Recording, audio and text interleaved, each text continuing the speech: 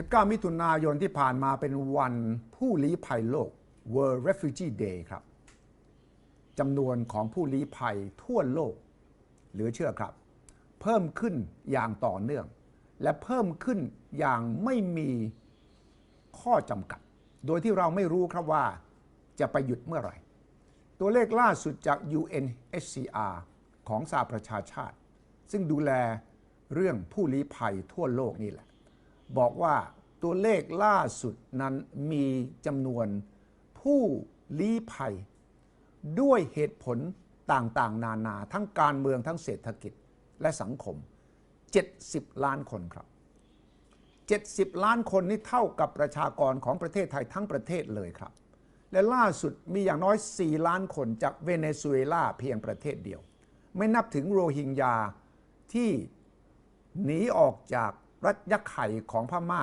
ไปอยู่ที่บังกลาเทศในขณะนี้ผมได้มีโอกาสสัมภาษณ์ตัวแทนของ UNHCR สำหรับภาคเอเชียแปซิฟิกคุณอินดิก้ารัฐวัติ อีกหน่อยจะย้ายศูนย์ปฏิบัติการของ UNHCR ของเอเชียแปซิฟิกมาอยู่ที่กรุงเทพนี้ครับคุณอินดิก้าประเมินสถานการณ์ของผู้ลี้ภัยโลกให้เราฟังน่ากลัวน่าเป็นห่วงและยังไม่มีคำตอบครับว่าแล้วประเทศต่างๆที่รับผู้ลี้ภัยนั้นจะเอาทรัพยากรงบประมาณของตัวเองของโลกมาแก้ปัญหานี้ได้อย่างไรเงินบริจาคระดับโลกพอหรือไม่ทั้งหมดนี้เป็นวิกฤตของโลกที่ยังไม่มีใครตอบได้ครับว่าจะไปยุติที่ต้นทางได้อย่างไรไม่ว่าจะเป็นสงครามหรือระบอบการปกครองแบบเผด็จการหรือวิกฤตเศรษฐกิจหรือปัญหาสังคมที่ผลักไสให้คนต้องหนีออกจากประเทศตัวเองมาอยู่ตามจุดต่างๆทั่วโลกที่กลายเป็นปัญหาที่สลับซับซ้อนและยุ่งยากเกินกว่าที่ประเทศใดประเทศหนึ่งจะแก้ได้ครับ So Indrika, welcome to Thailand. Good to be back. Back to Thailand. Good to be back. Yes. The latest update on the refugee situation, both on the global basis and for Asia Pacific. Give us a broad picture of that. The trends in terms of the global picture has actually got much more complex over the years, and I think this year's report highlights a couple of factors. One is that the global forced displacement numbers are at its highest ever. Ever. As we speak, it's over 70 million individuals. Wow. And of which about 25 million... 70 million is equivalent to Thailand's population, the whole country. You see?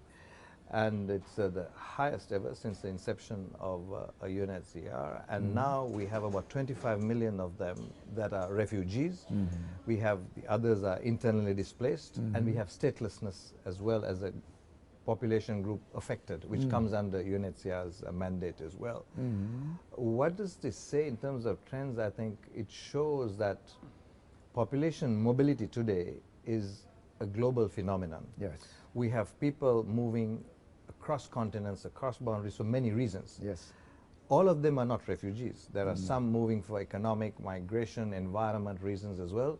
But sadly, as it relates to individuals who are forcibly displaced, refugees, the numbers, as I said, are the highest ever. And the latest incident is Venezuela. You see people leaving their country, their homes. If you just take a step back, over the last 3 years alone, we have Venezuela now with 4 million people outside. We had, in 2017, we had the movement of the Rohingya refugees, almost 750,000 to Bangladesh. And then on one side, while we have the phenomenon of the emerging forced displacement situations like Venezuela and Myanmar, then you have Syria. Yeah, the war. With the war. And internal politics. Indeed, which, 3+ million refugees in Turkey alone. Yeah. Turkey today is the largest refugee hosting country, followed by Pakistan.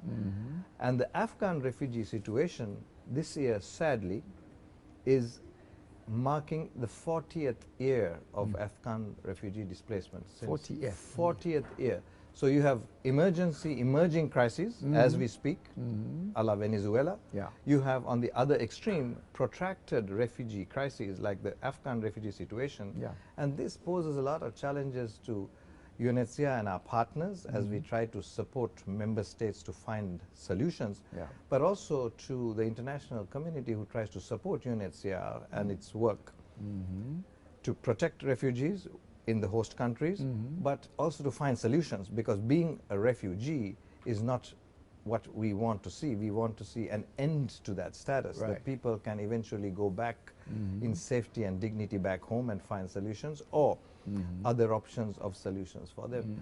And more as these challenges increase, I think we need to see three things happening. One is a clear commitment by the international community to address issues of forced displacement and demonstrate its political willingness to find solutions. Second, I think to stay committed to providing the resources to host countries, Yes. be it countries like Iran and Pakistan hosting refugees for 40 years, or other crises in Africa, in the Middle East, a la Syria, we have situations in Sudan, in Ethiopia, in many countries in Africa, where resources are still needed to manage these Right. refugees and support the host countries. Why? Because 85% of the world's refugees are hosted generously by developing Poor countries. countries. By developing countries. The irony is the rich countries host fewer refugees than the poor countries. Indeed, indeed. And there I must actually commend the German government, where they were very magnanimous in their response to refugees. If you look at the top refugee hosting countries today, it's Turkey, Yeah. with over 3 million Syrian refugees, Pakistan with 1.4 million, you have Sudan with 1 million, Germany took 1 million. So you have a cross-section of countries which have South Sudan, and then you have also, for example, other countries recently, like Bangladesh with the 700,000,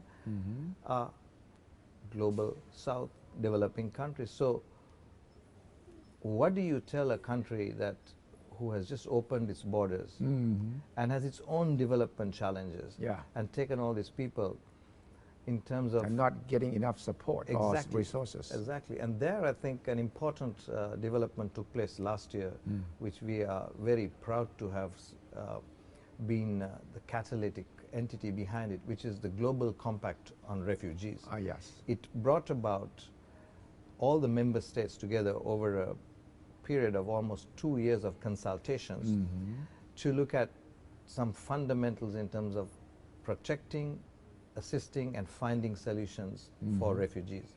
And what the Global Compact does is simply saying, to enable the protection for refugees, you need solidarity of the international community. Yes. Because as you rightly said, Konsuti, if a country takes 1 million or 500,000 people onto its territory, it needs support. Sure. Because this is not the national responsibility alone, it's an international responsibility. Otherwise, it creates a local conflict. The local people Clearly. would ask questions of Clearly. the government. Why do you support refugees and not us? Yes, yes. And I think there the Global Compact does, in terms of solidarity, another important thing, saying it's not just the traditional humanitarian actors alone who can provide protection and solutions. It's a much more broader partnership. Yes. And what the compact tries to do here is to bring a wide range of actors who can actually impact the situation. Obviously, governments, clearly, Yes. to open the borders, let refugees come.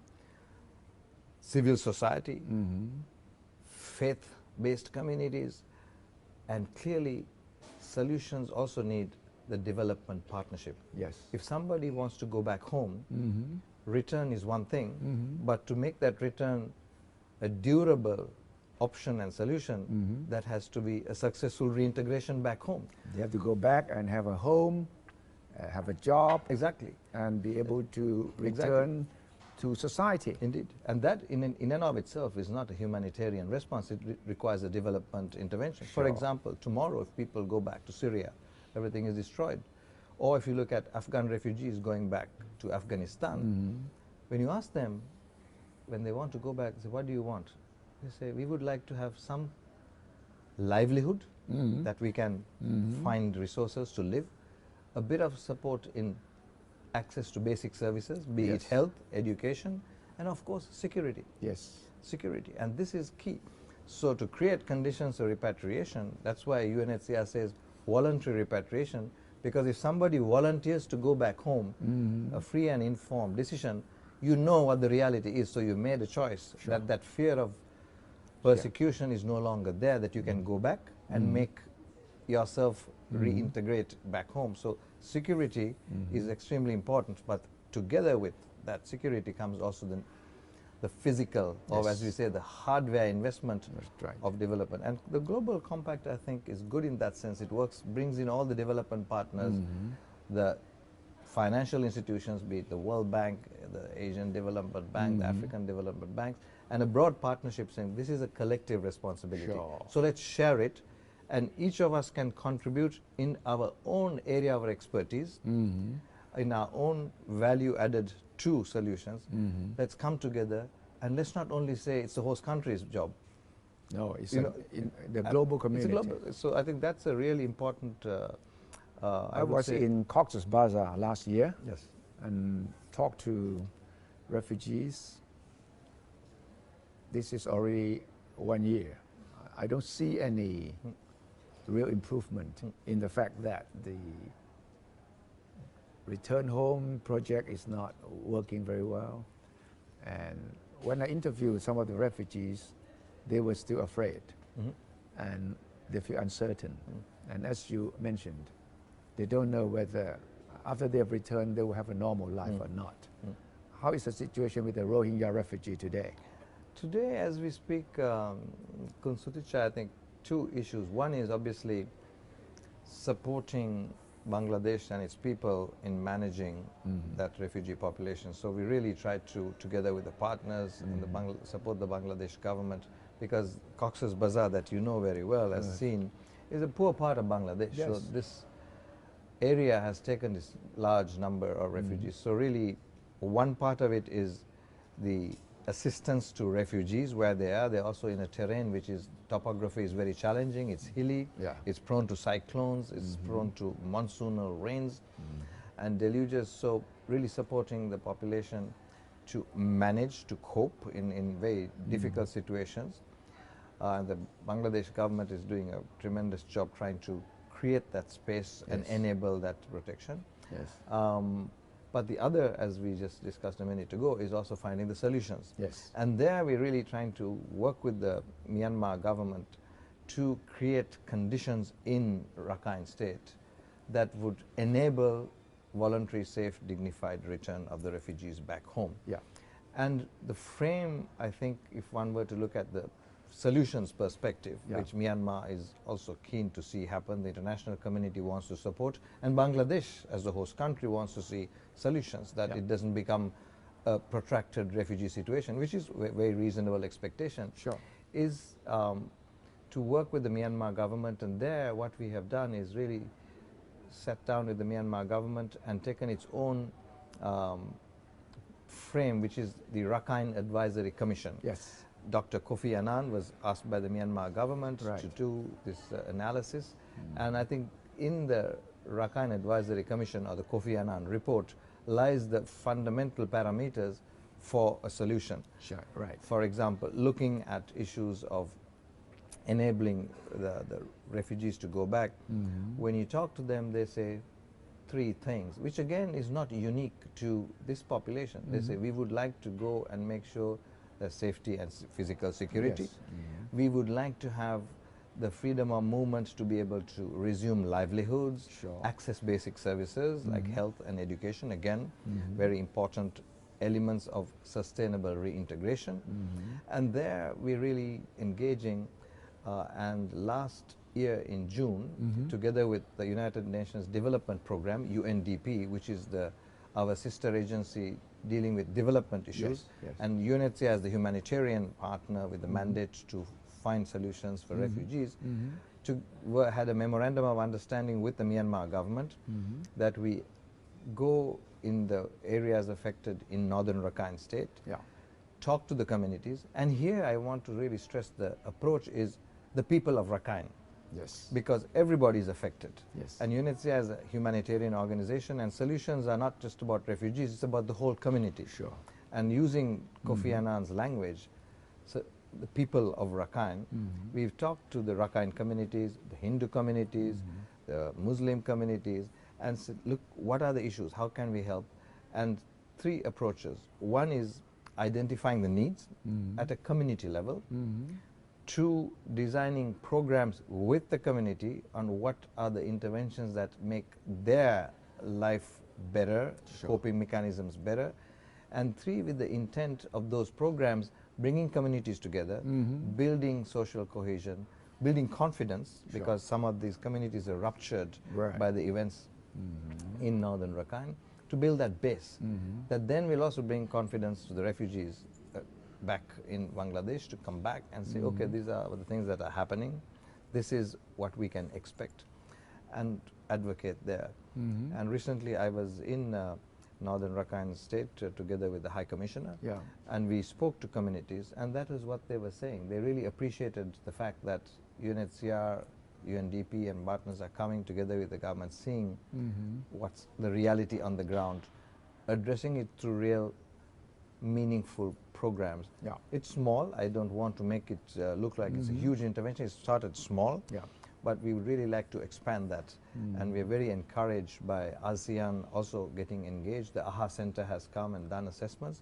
And we really hope that ASEAN member states also can contribute to this process of creating these conditions in northern Rakhine that will enable voluntary repatriation. Despite the agreement between the Myanmar and the Bangladesh governments to start the returning process, it has not really got started in any significant way. It hasn't. You are right. And I think the main reason for that, when we talk to the communities, is they still feel a little insecure. They would like to see what in their minds is the conditions evolving in northern Rakhine, which builds that confidence, and that's why I think some of these programs we were talking about is important. And then they also would like to see key concerns of theirs addressed. One is the freedom of movement issue, very much linked to livelihood, that we can go to the paddy field and cultivate. You can go fishing, because these are coping mechanisms, access to markets and things like that, and even schools, education. Second issue, as you know, this population also is a stateless refugee population. And so citizenship has been a big issue. And the Kofi Annan report talks about a pathway to citizenship. And here I think is another concern they would like addressed, and the Myanmar government is working on this issue, which is the pathway. And I think there are various documents. So one is like what's citizenship verification, or the NVC. And here we are encouraging very much the government to share information with the refugees. How does one acquire citizenship? What are the documents? What is the process? That refugees have the confidence that if you go through these steps, it leads up to the possibility for you to acquire citizenship. Because that's an important question of also psychological security. If you are coming from a region and you've been a habitual resident of this area for a long time, you have a sense of belonging with that area, and you would like to know that you have that legal protection of the state. So this is a question we are working as well. Again, a very clear recommendation by Kofi Annan as well. So really trying to get the work with the Myanmar government to support in passing the clear parameters for acquisition of citizenship, sharing that information with the refugees and others, that they can really expect through a process to acquire within the laws. เป็นที่ชัดเจนนะครับว่าปัญหาผู้ลี้ภัยระดับโลกนั้นยังเป็นเรื่องที่ต้องหาทางแก้กันเรียกว่าจ้าละวันเลยก็ได้ดังนั้นต้องดูต่อไปครับว่าเราจะแก้ไขอย่างไรประเทศไทยก็เป็นหนึ่งในประเทศที่เปิดให้กับผู้ลี้ภัยจำนวนไม่น้อยเราได้เรียนรู้ว่าปัญหา ยุ่งยากสลับซับซ้อนเกินกว่าที่ประเทศใดประเทศหนึ่งจะแก้ได้โดยตัวเอง ต้องเป็นเรื่องของประชาคมโลกจริงๆครับขอบคุณทุกท่านที่ติดตามครับสวัสดีครับ